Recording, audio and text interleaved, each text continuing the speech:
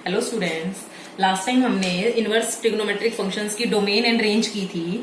आज हम उनको ग्राफिकल मेथड से समझते हैं, फिर उनके ग्राफ समझते हैं इनवर्स ट्रिग्नोमेट्रिक फंक्शंस के। तो इनवर्स ट्रिग्नोमेट्रिक फंक्शंस के ग्राफ समझने के लिए पहले हमें सिंपल जो ट्रिग्नोमेट्रिक फंक्शंस है उनका भी ग्राफ देखना पड़ेगा। सबसे पहले हम साइन एक्स का देखते हैं। साइन एक्स का ग्राफ देखिए। साइन एक्स जो फंक्शन है, साइन जीरो, देखिए जो एक्स की वैल्यूज है, यहाँ पे हम एंगल्स लेते होते हैं, जो उसकी वैल्यूज आती है साइन की वो हम वाई एक्सिस पे देते हैं। एक्स एक्सिस पे डोमेन वाली वैल्यूज और वाई पे रेंज वाली वैल्यूज, या ये कह सकते हैं कोडोमेन की वैल्यूज। तो एंगल्स यहाँ पे जो साइन के जो यहाँ पे फंक्शन होगा या जो भी एंगल लेंगे तो उसको एक्स एक्सिस पे लिया तो सबसे पहले जीरो एंगल पे साइन जीरो की वैल्यू जीरो, तो ये पॉइंट आ गया। साइन पाई बाई टू की वैल्यू 1 होती है, एक्स वाई एक्सिस पे हमने उसकी रेंज ले ली, क्या आई 1। पाई की पे वैल्यू साइन की 0 होती है, 3 पाई बाई 2 पे -1 होती है, 2 पाई पे 0। सिमिलरली हमने इस साइड नेगेटिव में ले लिया, ठीक है। तो इस तरह से हमारे पास साइन एक्स का ग्राफ आ गया। बट जो इनवर्स का ग्राफ बनेगा वो हमें पता है सिर्फ -π/2 से π/2 की रेंज में बनेगा। बट वैल्यूज तो हम उनकी भी निकाल सकते हैं आगे। अगर मैं रेंज -π/2 से π/2 ना लेके उसकी ये वाली ले लूं तब भी हम उसको 1 1 फंक्शन बना सकते हैं। आगे आगे फर्दर रेंज ले लूं तब भी हम उसको 1 1 फंक्शन बना सकते हैं। देखिए, क्योंकि इस रेंज में भी साइन की सारी वैल्यू कवर हो रही है, -1 से लेकर 1 तक की। इस रेंज में भी -1 से लेकर 1 तक की सारी वैल्यू कवर हो रही है। तो मैं क्या कर रही हूँ, सिर्फ उस ग्राफ को देखो, साइन इनवर्स एक्स। अब यहाँ पे y की वैल्यूज तो एंगल होंगी और x की वैल्यूज जो ये -1 से 1 का क्लोज इंटरवल होता है। क्योंकि जब इनवर्स फंक्शन करते हैं तो जो साइन की डोमेन है वो इसकी रेंज बन जाती है और जो इसकी रेंज है वो इसकी कोडोमेन बन जाती है। तो अब देखिए, -1 यहाँ पे हमारे पास ये -1 है, ये हमारे पास क्या है 1 है। तो हमने क्या किया, साइन इनवर्स 1 पे वैल्यू कितनी होगी π/2 और साइन इनवर्स 0 भी 0 होगा। तो इस तरह से चलते हुए हमारे पास इनवर्स का ग्राफ बन गया। बट हमने कहा था साइन इनवर्स का ग्राफ -π/2 से π/2 ही बनेगा, सिर्फ यहीं पे फंक्शन 1 1 1 2 बनेगा। तो इसलिए मैंने इस फंक्शन को क्या किया है, डार्क कर दिया।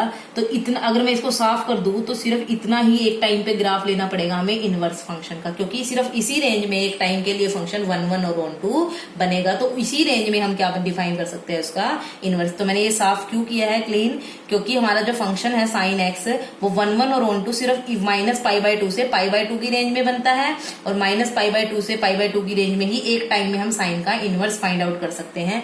अगर हम ये आगे फर्दर बनाते हैं तो हमें इसको साफ करना पड़ेगा ताकि साइन इनवर्स एक्स की रेंज चेंज हो जाए।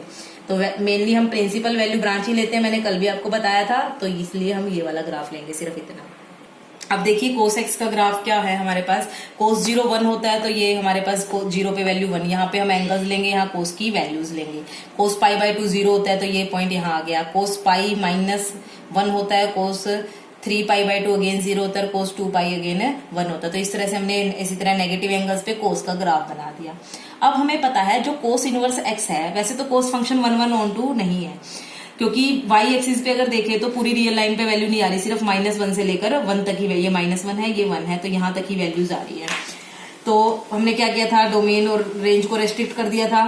तो कोस इनवर्स एक्स की जो डोमेन थी वो क्या बनी थी हमारे पास, -1 से 1 का क्लोज इंटरवल, और रेंज क्या बनी थी हमारे पास 0 से पाई का क्लोज इंटरवल। इट मीन्स जो कोस इनवर्स एक्स का ग्राफ है वो 0 से पाई और -1 से 1 के बीच में। ये डोमेन है, तो एक्स एक्सिस पे हम डोमेन लेते होते हैं, तो -1 है, ये 1 ले लिया हमने, -1, 0। तो हमने डोमेन ये ले ली, और रेंज को हम वाई एक्सिस पे लेते हैं, तो 0 से लेकर कहाँ तक लिया हमने, ये कौन सा पॉइंट है, पाई। अब देखिए कोस इनवर्स जब हम -1 लेंगे तो उसकी वैल्यू कितनी आएगी, पाई आएगी, और कोस इनवर्स 1 लेंगे उसकी वैल्यू भी कितनी आएगी, पाई आएगी, सॉरी 0 आएगी। -1 पे तो पाई और कोस इनवर्स 1 पे कितनी आएगी, 0। तो इस तरह से कोस इनवर्स यहाँ अगर हम 0 लेते हैं तो आंसर कितना आता है, π/2, क्योंकि कोस π/2 0 लेती है। कोस π/2 अगर 0 है, इसको उधर लेके जाएंगे, π/2 is equal to cos inverse 0। तो 0 पे कोस इनवर्स फंक्शन की वैल्यू कितनी हो जाएगी, π/2। तो इस तरह से जब इनको पूरे सारे पॉइंट्स लेंगे तो इस तरह का ग्राफ बनेगा हमारे पास कोस इनवर्स एक्स का। और हमने ये ग्राफ को सिर्फ 0 से पाई और -1 से 1 के बीच में ही बनाया है। बाकी की जो रेंज लेंगे वो प्रिंसिपल वैल्यू ब्रांच नहीं है। आप उसमें बना सकते हो, बट उस टाइम पे हमें इसको क्लीन करना पड़ेगा। आप एक ही ब्रांच लेकर कोस इनवर्स एक्स का ग्राफ बनाना। अब नेक्स्ट टेंजेंट एक्स का ग्राफ देखते हैं। टेंजेंट एक्स की वैल्यू हमें पता है π/2 या -π/2 पे इन्फिनिटी होता है, इट मीन्स डिफाइंड नहीं होता, और टेंजेंट 0 0 होता है। जब इन्फिनिटी होता है तो ये असिम्प्टोट, असिम्प्टोट क्या होती है, एक ऐसी लाइन होती है जैसे ही इसका टेंजेंट एक्स का ग्राफ बनाते रहेंगे ना तो ये इस लाइन को टच नहीं करेगा, क्योंकि टेंजेंट पाई बाय 2 पे इन्फिनिटी, और इन्फिनिटी हमें पता नहीं कहाँ होगी, तो ये इस लाइन को ऐसा लगेगा कि टच कर रहा है बट कभी भी टच नहीं करेगा। ये ग्राफ इसके साथ ऐसे चलता जाएगा कहां तक, इन्फिनिटी तक, क्योंकि टेंजेंट पाई बाय 2 की वैल्यू क्या होती है, infinity. Similarly minus pi by 2 पे भी ऐसे चलता जाएगा, तो ये कौन सी वैल्यू, माइनस पाई बाय 2।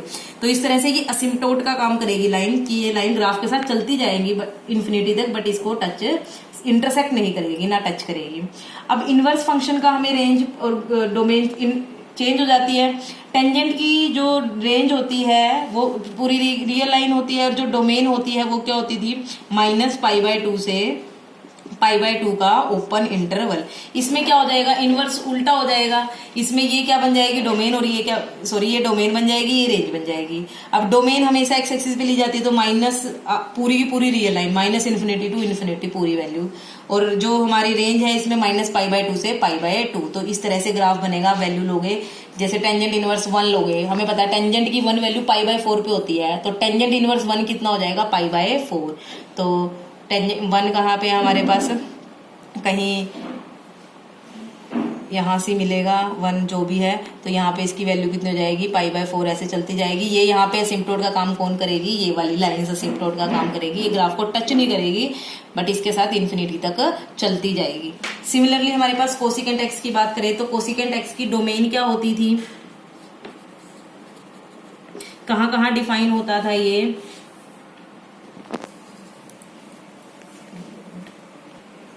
देखिए कोसिकेंट एक्स जो होता है हमारे पास फंक्शन, वो ना तो 0 पे डिफाइंड होता है, कोसिकेंट 0 इन्फिनिटी होता है, ना पाई पे होता है, क्योंकि कोसिकेंट साइन का इनवर्स होता है और साइन जहां 0 होगा वहां पे कोसिकेंट डिफाइंड नहीं होगा। तो इसलिए जो 0 है, कोसिकेंट 0 इन्फिनिटी होगा, तो सिमिलरली इसका ग्राफ इसके साथ इन्फिनिटी तक ऐसे चलता जाएगा, कभी भी इसको टच नहीं करेगा। सिमिलरली पाई पे भी ऐसे ही असिम्प्टोट का काम करेगी ये वाली लाइन भी, और कोसिकेंट पाई बाय 2 कितना होता है, 1 होता है। तो जो कोसिकेंट की रेंज होती, इसकी जो डोमेन है वो तो हमारे पास क्या, पूरी रियल लाइन में से वो वैल्यू हट जाएगी, एन पाई का सेट हट जाएगा, जहां पे एन क्या है हमारे पास, सेट ऑफ इंटीजर्स, ये वैल्यू हट जाएगी। और जो रेंज होता है हमें पता है पूरी रियल लाइन में से क्या हटा देते हैं, -1 से 1 का ओपन इंटरवल। देखिए -1 से छोटी वैल्यू नहीं ले रहा और 1 से छोटी, सॉरी, -1 से छोटी और 1 से छोटी वैल्यू नहीं ले रहा, इनके बीच की वैल्यूज ये इंक्लूड नहीं कर रहा, -1 से बड़ी और 1 से छोटी, इस टाइप में।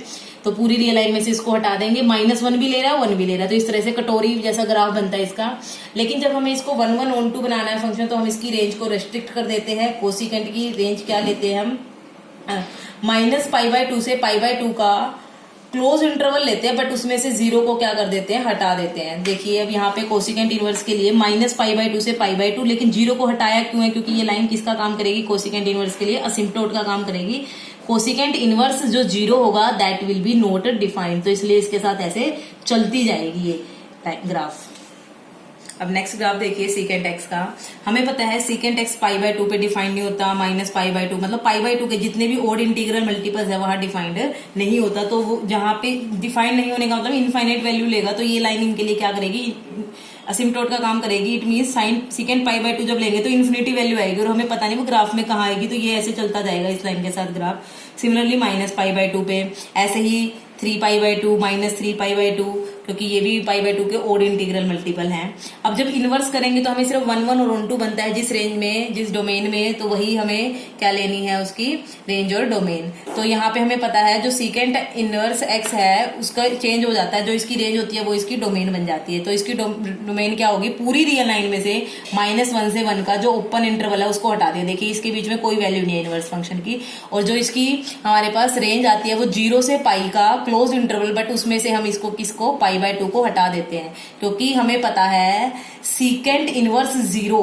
That will be pi by 2। इसमें हमारे पास डिफाइंड नहीं होता वो, उस पे सीकेंट इनवर्स इन्फिनिटी, हमें पता है सीकेंट पाई बाय 2 क्या होता है, इन्फिनिटी होता है। देखिए अब जब सीकेंट इन्फिनिटी, हम यहाँ पे इनफाइनाइट वैल्यू के लिए सीकेंट इनवर्स निकालेंगे तो उसकी वैल्यू कितनी आएगी, पाई बाय 2, मतलब इन्फिनिटी हमें पता नहीं कहाँ आएगी, उस पे वैल्यू पाई बाय 2। तो इस लाइन के साथ क्या चलती जाएगी, ये ग्राफ असिम्प्टोट की तरह चलेगा। तो ये सीकेंट इनवर्स का है। हमने यही रेंज क्यों ली, क्योंकि हमें पता है, कल हमने टेबल में भी देखा था, 0 से पाई का क्लोज इंटरवल, उसमें से सिर्फ पाई बाय 2 को हटाना होता है इसकी सीकेंट इनवर्स की रेंज के लिए। अब बात करते हैं कोट एक्स की। हमें पता है कोट एक्स कहाँ कहाँ डिफाइन नहीं होता, 0 पे नहीं होता, पाई पे नहीं होता, माइनस पाई, जहां जहां भी साइन 0 होगा वहां वहां कोट डिफाइंड नहीं होगा। हम ये कह सकते हैं पाई के इंटीग्रल मल्टीपल्स पे, ठीक है। तो इसलिए यहाँ पे पाई या वाई, ये वाली वाई एक्सिस, ये पाई वाई माइनस पाई वाली लाइन ये क्या करेगी, इसके लिए असिम्प्टोट का काम करेगी।